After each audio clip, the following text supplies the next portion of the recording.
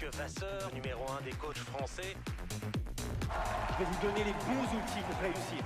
Pourriez-vous nous donner votre définition du coaching, s'il vous plaît? Je suis fière de toi. Écoutez, moi je vois nos vies comme des chemins. Un petit peu moins de métaphores et un peu plus de réponses directes, monsieur Vasseur.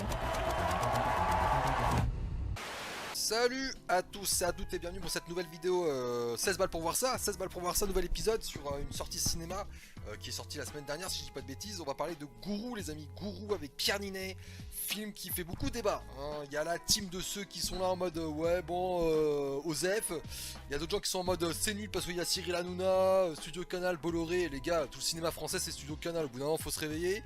Voilà, et puis il y a la team des gens qui ont plutôt apprécié tout ça. Très intéressant, et je vais, comme d'hab, je vais répondre à la question tout de suite. Est-ce que tu peux mettre 16 balles pour aller voir Gourou? Moi je vais dire oui. J'ai plutôt bien aimé ce film. Je peux comprendre certaines critiques, mais honnêtement j'ai passé un très bon moment. Et justement, on me disait tellement que le film était mauvais, que le jeu d'acteur était mauvais, que ça rime à rien, que ça raconte rien, que ça dénonce rien, tout ça. Je suis désolé, pour moi ça dénonce plein de choses, ça montre plein de choses. Il y a des gens qui sont là à me dire aussi que c'est un film qui donne de l'empathie pour ce type de gourou, ce type de connard, passe mytho. Moi, devant le film, à aucun moment j'ai eu de l'empathie pour le personnage de Pierre Ninet, hein. Au contraire, tout le long du film, t'as juste envie de lui casser la gueule. C'est un parfait connard, quoi, tu vois ce que je veux dire? Alors encore une fois, le but de cette vidéo, c'est pas de vous sortir une critique hyper poussée et tout ça. C'est juste de vous parler de mon avis, de mon ressenti, et puis voilà. On va commencer par une partie no spoil, puis une partie spoil. Donc on est parti pour la no spoil, tout simplement. Vous craignez que le coaching soit une porte d'entrée vers des dérives sectaires? On va pas demander un diplôme d'état à chaque coach. Pourquoi pas? On est parti les amis sur la partie no spoil, donc partie qui va être très rapide en vrai parce qu'il n'y a pas grand chose à dire dans la partie no spoil. Synopsis du coup, en gros on est sur l'histoire de Mathieu Vasseur qui est un coach en développement personnel qui propose des séminaires du coup aux gens, payants bien évidemment, sur le développement personnel, la confiance en soi, etc.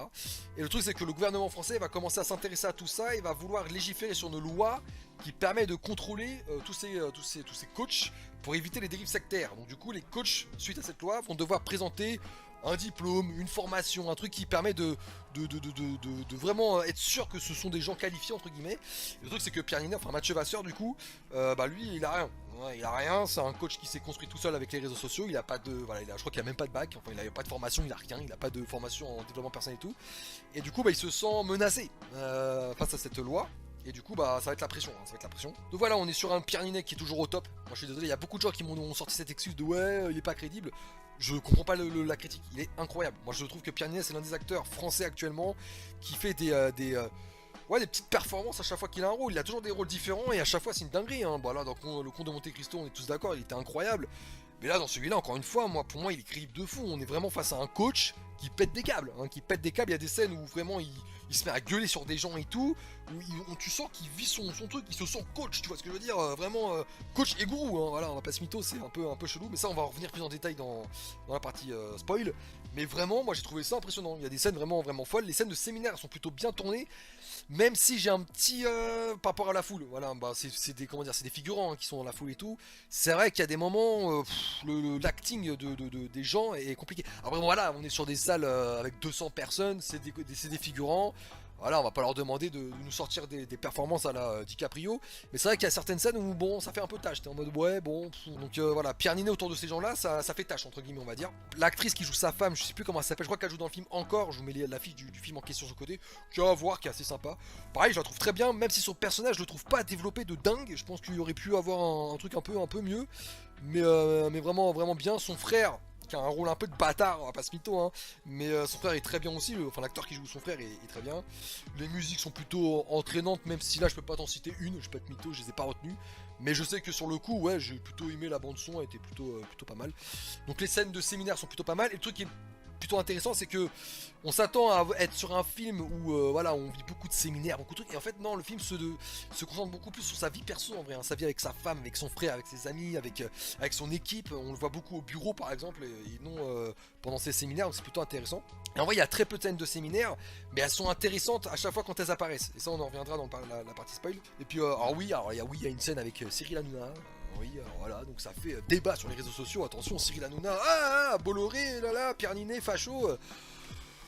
Enfin les gars, si vous voulez être crédible au bout d'un moment, boycottez tout le cinéma français, hein, parce que tout le cinéma français c'est Studio Canal. Hein, 90% des films qui sortent au cinéma c'est Studio Canal, hein, donc c'est Bolloré, c'est voilà, c'est tout ce que tu veux. Donc bon, critique qui me casse un peu les couilles, on va pas se mytho. Mais voilà, bon j'ai plus grand chose à dire en vrai dans la partie spoil, parce que dans la partie no spoil pardon. Donc si t'as pas envie de voir la partie spoil, bah arrête là tout de suite, va voir le film, tu reviens après. Histoire n'a rien à foutre, et bah on est parti. On est parti pour la partie spoil. Je peux pas les laisser tout me prendre. Tous avec moi. Libérez-vous.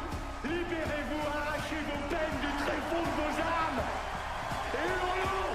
Hurlons ensemble. On est parti pour la partie spoil. Alors là je vais me fier à mes petites notes, parce que en vrai c'est pour éviter de me perdre un peu partout. Premier point, on est pour moi sur un film. En fait, au début du film, Pierre Ninet, j'ai l'impression, enfin j'ai eu cette impression-là, il se sent coach et pas gourou. Il a vraiment cette impression d'être coach, même si on a quand même ce côté un peu sectaire, hein, même dès la scène d'intro, ça fait un peu chelou. Mais j'ai vraiment cette impression que on est sur un Mathieu Vasseur qui se sent coach et pas gourou. Et en fait, au fur et à mesure du film, le gourou apparaît entre guillemets. Le gourou apparaît dû aux pressions qu'il va subir par l'État français du coup, la pression qu'il va se mettre sur les épaules et tout, il va rentrer dans ce personnage de gourou, et j'ai eu l'impression d'avoir deux personnages différents dans le film. On a un premier personnage, donc Mathieu Vasseur coach, et un personnage Mathieu Vasseur gourou.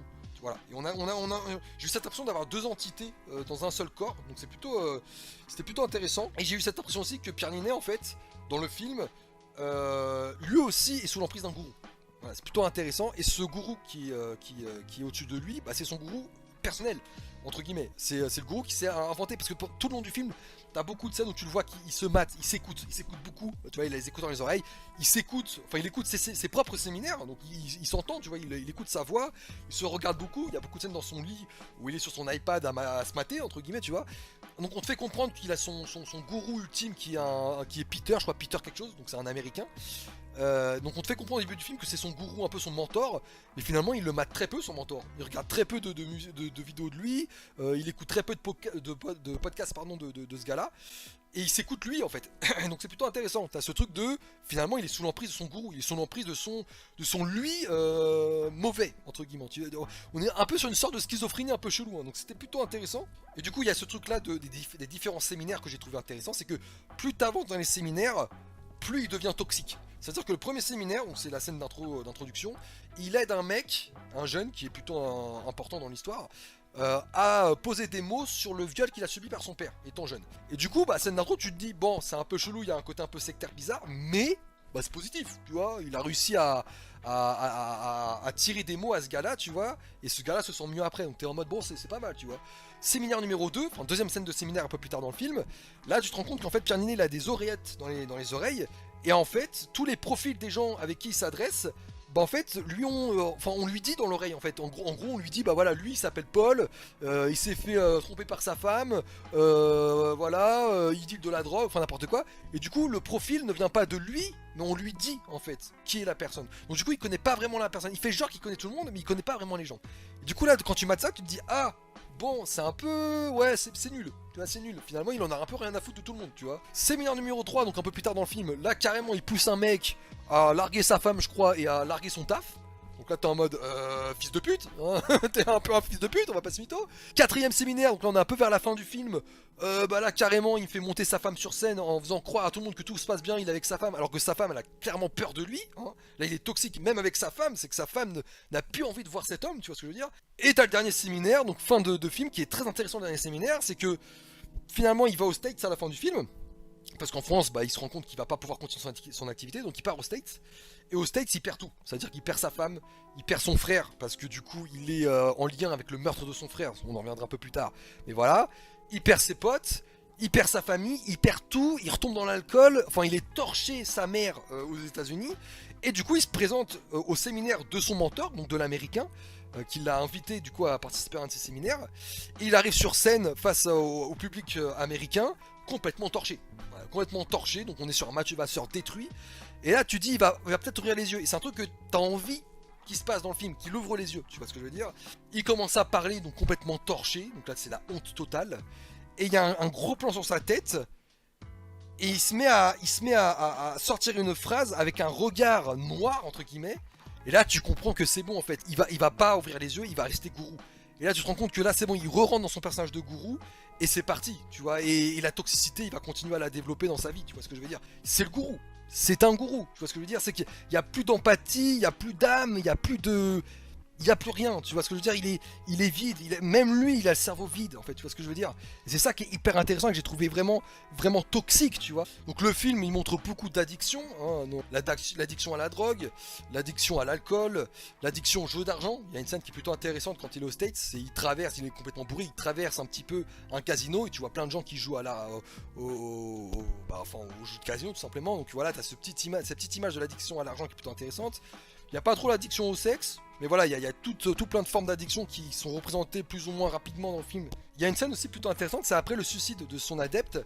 Du coup, Pierre Ninet se retrouve couvert de sang, voilà. Il rentre chez lui complètement paniqué. Quand il rentre chez lui, il est paniqué. Tu vois, tu te dis, ah là, il est en train de peut-être se rendre compte d'un truc, tu vois. Et donc, il allume un feu dans son jardin, un feu dans un tonneau, je sais pas quoi. Et il enlève ses vêtements et il brûle ses vêtements. Et il y avait cette image un peu satanique, je trouve satanique, dans le sens où il a tout le mal en lui, tu vois ce que je veux dire, tout le sang de son adepte en lui, et il va brûler ses vêtements. Et il y a un peu ce message de il se purifie. Il purifie le mal par le feu. Et finalement, dans cette scène-là, quand il est face au feu, il a un regard noir. Parce que je veux dire, il a un regard d'un mec qui se rend pas compte de ce qu'il fait. Et quand il enlève ses vêtements et quand il les brûle, et ben il revient dans son personnage de gourou. Et là c'est ce côté un peu schizophrène que j'ai plutôt bien aimé. Et là tu te rends compte que voilà, il a brûlé ses vêtements, il est face au feu, t'as cette image un peu satanique. Et t'es en mode putain non, il se remet pas en question, tu vois ce que je veux dire. Il est en train de purifier son péché entre guillemets, et il efface son péché. Voilà, clairement il efface par le feu son péché, et il redevient gourou, tu vois. Et cette image là elle est vraiment incroyable, moi j'ai trouvé vraiment intéressante. Et il y a ce truc aussi où au début du film, pendant la scène d'intro, il vend le fait d'être focus sur son futur. Le futur ne peut être que positif. Et le truc c'est qu'il se retrouve confronté au gouvernement français et il se retrouve malheureusement confronté à son futur et il a peur de son futur finalement. Pendant tout le film il a peur de son futur et il vend un message où faut pas avoir peur de son futur, tu vois. Tu te rends compte de la toxicité du truc par rapport à ce message là. C'est que voilà, lui en fait son futur il en a peur, il flippe de son futur et il essaye de trouver un moyen d'y échapper entre guillemets, tu vois. Donc c'était plutôt intéressant aussi ce petit message là. Enfin voilà, il y a plein de petits messages comme ça plutôt intéressants. Et voilà, j'ai trouvé ce film plutôt bien structuré quoi. Moi j'ai bien aimé Gourou, franchement je trouve que c'est un bon film. C'est pas le film français de l'année, on va pas se mytho. Mais si je dois lui donner une note, je lui mets un bon 7 sur 10. 7, 7,5. Je trouve que ça les mérite largement. Donc voilà les amis, j'ai pas non plus envie de m'éterniser trop longtemps. Je veux pas que la vidéo dure non plus 15 heures. Voilà. Est-ce que je peux mettre 16 balles pour aller voir Gourou? Oui, moi je pense que oui, alors c'est mon avis personnel encore une fois. Je trouve qu'il est très intéressant, t'interprètes beaucoup de choses à ta façon, à ta manière, c'est plutôt cool. Il y a des gens par exemple avec qui j'ai discuté du film, c'est vrai que voilà, il y a certaines choses ils l'ont pas interprété forcément comme moi, tu vois. C'est plutôt intéressant, c'est le but d'un film, tu vois, qu'on puisse interpréter des choses différemment. Donc voilà, c'est un film à voir, moi j'ai bien aimé, donc si tu veux aller le voir, franchement, vas-y. Des bisous, à la prochaine, c'était 16 balles pour voir ça, Gourou. Allez, ciao.